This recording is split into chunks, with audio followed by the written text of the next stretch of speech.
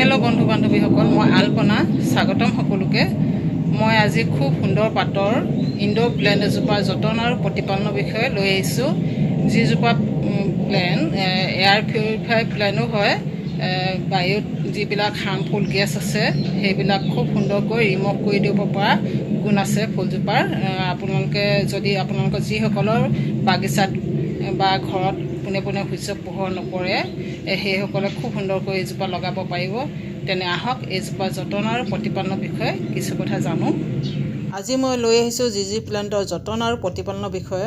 এইজোপা লগোৱাৰ আগত পটটোৰ মাটি কিদৰে প্ৰস্তুত কৰিব লাগে, কেনেকুৱা ছানলাইটৰ প্ৰয়োজন, পানী কেনেধৰণে আৰু কিমান পৰিমাণত দিব লাগে, কোনটো ছিজনত ভালদৰে গ্ৰ' কৰে, এইবিলাক কথা জানি লৈ ফুলজোপাক ৰুলে খুব সুন্দৰকৈ গ্ৰ' কৰিব।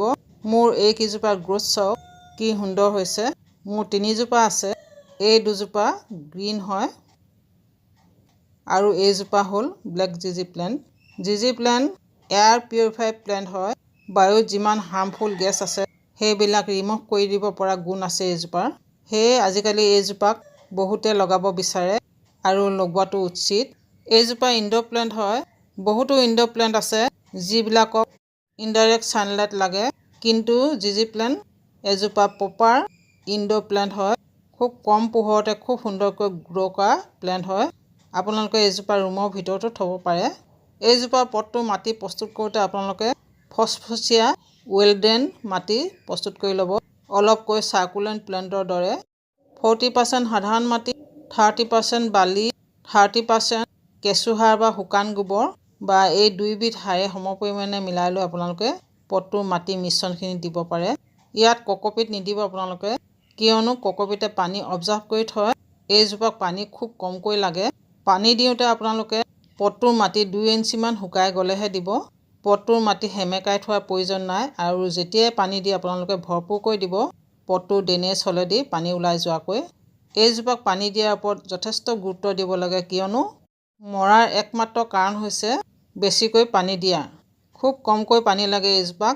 সপ্তাহত এবাৰ বা 10 দিনৰ মূৰত এবাৰকৈ দিলেও হয়, কিয়নো এইজোপাৰ গুৰি অংশত ৰাইজম থাকে। এয়া চাওক ৰাইজম, এইটো ৰাইজম বুলি কয়, আলু বুলি কোৱা নহয়।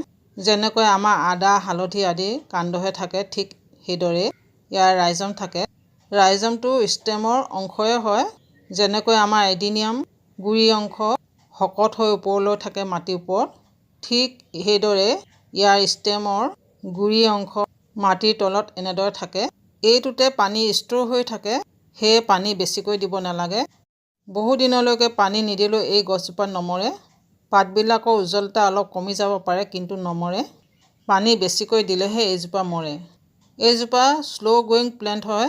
আপোনালোকৰ যদি জিজি প্লেণ্টজোপা ভালদৰে ডাঙৰ নাই হোৱা তেনে চিন্তা নকৰিব। ইয়াৰ পাতৰ উজ্জ্বলতা যদি খুব সুন্দৰ হৈ আছে তেনে চিন্তা কৰাৰ কাৰণ নাই, কিয়নো এইজোপা শ্ল' গ্ৰ'য়িং প্লেণ্টে হয়, লাহে লাহেকৈ বাঢ়ে। এইজোপাক ৰিপৰ্ট খুব বেছিকৈ কৰাৰ প্ৰয়োজন নাই। যেতিয়া এইজোপাৰ ৰাইজমবিলাক খুব বেছি হৈ যায় পটটোত, তেতিয়াই ৰিপৰ্ট কৰিলেও হয়।